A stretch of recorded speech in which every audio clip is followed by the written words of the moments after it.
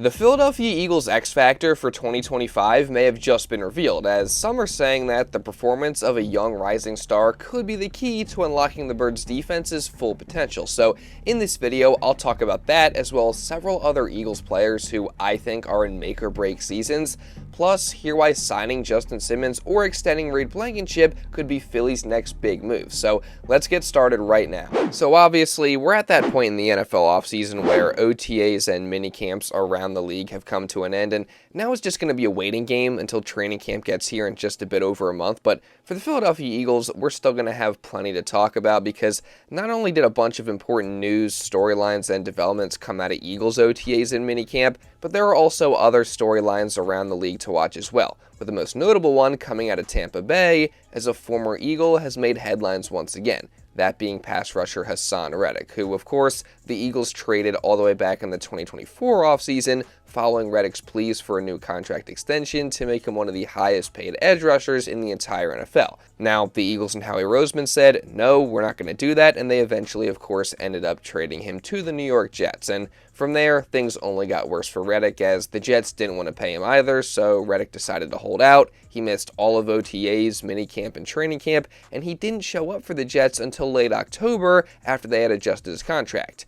And from there, Reddick went on to have just one sack for New York in 2024 in what was easily the worst season of his entire career. So, safe to say, things probably didn't go exactly how Reddick wanted them to. So now, this offseason, he obviously signed with the Bucs in free agency on a one-year prove-it deal worth $14 million, which I'd say that's pretty darn good, just considering what happened last year, and he's hoping to have a bounce-back season.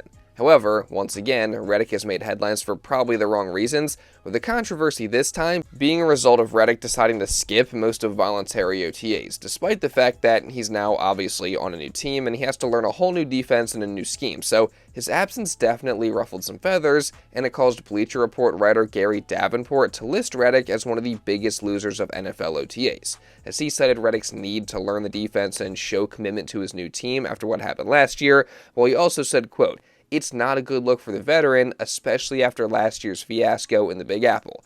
If fall rolls around and Reddick starts piling up sacks, this will all be forgotten, but if Reddick gets off to a slow start for a Buccaneers team that badly needs pass rushing help, the grumbles are going to start regarding Reddick's level of commitment, whether those grumbles are justified or not." Now, in my opinion, I just think that this only further solidifies that the Eagles did in fact make the right decision in deciding not to pay Reddick. And look, I don't think him missing OTAs is the biggest deal in the world. Now, if I was a Bucs fan, would it rub me the wrong way?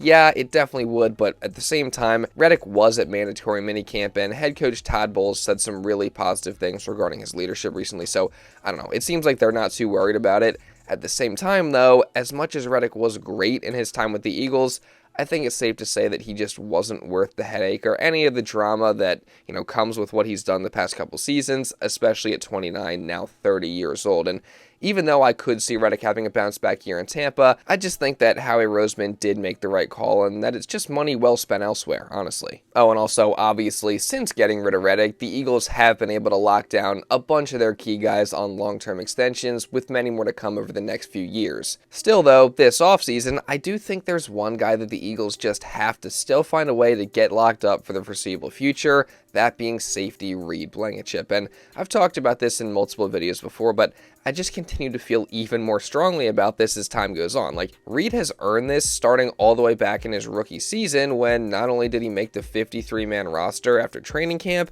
but in his very first on-field action on defense, the guy picked off Aaron Rodgers and had a great game against the Packers. And from there, he's obviously gotten exponentially better, becoming a starter in 2023 and being one of the more consistent players on this Eagles defense the past 2 years. I mean, sure, he's not one of the very best safeties in the league just yet, but he's capable of doing just about everything you could possibly ask for at the safety position, as he's solid in all areas, whether it's pass coverage, run support, tackling, physicality, and taking the football away.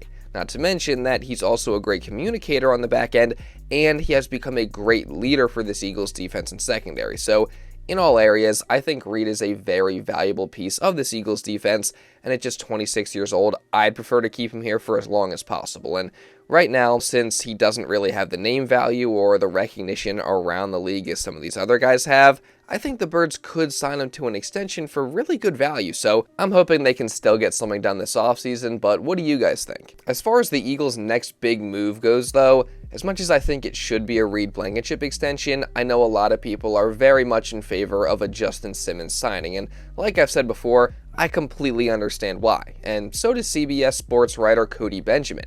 As in a recent article, he listed Philly as the ideal landing spot for Simmons, calling it, in quote, ideal short-term marriage, given that, for starters, the Eagles could possibly use a safety, and Simmons has also made it clear on multiple occasions that he wants to play in Philadelphia and reunite with defensive coordinator Vic Fangio and defensive backs coach Christian Parker. And if you'll recall, ESPN's Jeremy Fowler went on 97.5 The Fanatic very recently, where he literally said Justin Simmons is looking to get back to playing in that Vic Fangio scheme. So obviously, based on all that, it looks like a Simmons-Fangio reunion in Philadelphia is pretty likely. Now, personally, like I said in a recent video, I do think the Eagles should just wait a little bit until maybe later in training camp, or maybe even after it if they do decide to sign Simmons. That way, they get a chance to just see what they have in these guys that they already have on the roster in Sidney Brown and Andrew Nakobe, and how that whole competition plays out. I mean, personally, I do think that's what they are going to do. Otherwise, they probably would have already signed Simmons, but, we'll see what happens. And again, I'm curious to know your guys' thoughts on this. Will the Eagles actually end up signing Justin Simmons, or will one of the young guys like Sidney Brown or Andrew Nakobe impress enough to earn the starting job? Again, give me your thoughts down in the comments below. That brings me to my next point, though, in that I really do think this season, and specifically this summer, is going to be absolutely make or break for Sidney Brown. And I say that because this very well may be his only chance to not only earn a starting role in this defense, but also to prove himself to the rest of the league. I mean, think about it. This upcoming season is obviously going to be his third year in the league. He did play a good bit as a rookie, but an ACL tear in Week 18 has really derailed things for him since then. He obviously missed the entire 2024 offseason up until his return in Week 7 last year.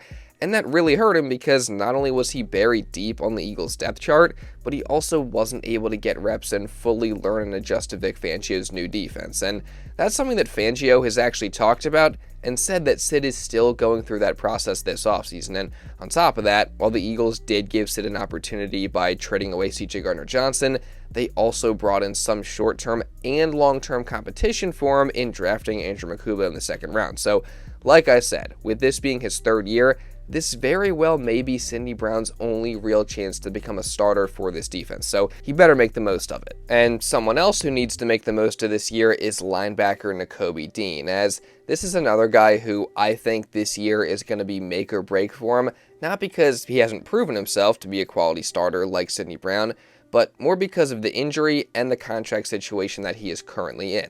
As of course, not only is he currently still rehabbing a torn patellar tendon that he suffered in the playoffs last year, that also could keep him out for the start of the regular season and maybe even limit him when he does return, but he's also going into the last year of his rookie contract, and the Eagles just drafted Jahad Campbell in the first round, and the likely plan is that one day Campbell will become the long-term starter at linebacker. So again, combine that with the fact that Dean is coming off this injury and he's going into the last year of his deal, and it seems like this very well could be Dean's last season in Philadelphia. And I hate saying that because I love Nakobe Dean. I mean, I was so happy for him last year to have the year that he had before he got injured, and he's also a phenomenal leader, so in that sense I think he's very valuable, but as we know, you just can't pay everybody. So in my eyes, Dean is either going to have to do something spectacular this year to earn an extension from Philly, or he's going to have to wow other teams around the league to ensure that he gets a great contract and opportunity from somebody else. And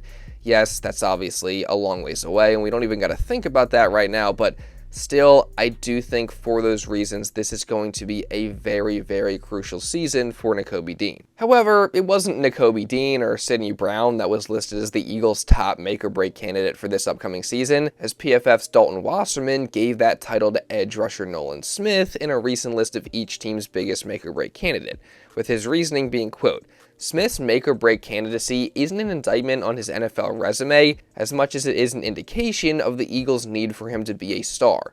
The team lost veteran edge defenders Josh Sweat and Brandon Graham this offseason, making Smith a surefire starter for the first time in his career. He began to take on an expanded role late last season, recording a terrific 78.9 PFF overall grade across his final 7 games. If that continues over the duration of the 2025 season, Philadelphia's defensive line will once again be an elite unit. Now, for the most part, I agree with what Wasserman said. I mean, he's right in saying that Nolan got better as his role increased towards the end of the season last year. I think he's right that Nolan will be able to continue that into this year, and he's also right that the Eagles need the former Georgia Bulldog to step up in a bigger role this season, given that he's now the team's top edge rusher. Now, do I think that this year is as make or break for him as some of the other guys that I mentioned, or even some other guys besides them? No, I don't, but I do think it's going to be a very important year for him, just with him being eligible for an extension next offseason, and given the fact that he still has so much more potential and has yet to reach his ceiling. And with him now being in that expanded role as the team's top edge rusher, the Eagles are going to be relying on him a lot more. So in that sense, I honestly think that he's one of the biggest X factors on this Eagles team going into next year, and as I've said in previous videos, I think he's going to continue to get even better moving forward. So look out for a possible career season from Nolan Smith in 2025.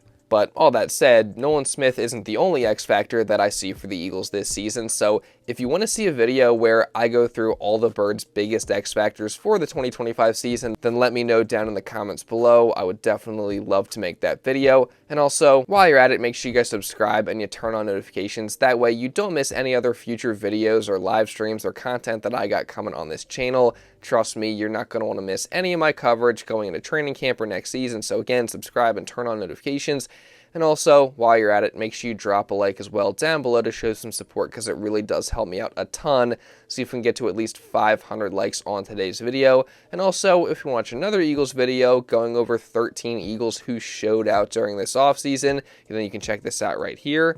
And now with all that being said, that's pretty much all I got for this one, guys. So thank you all so much for watching, and I'll see you in the next video.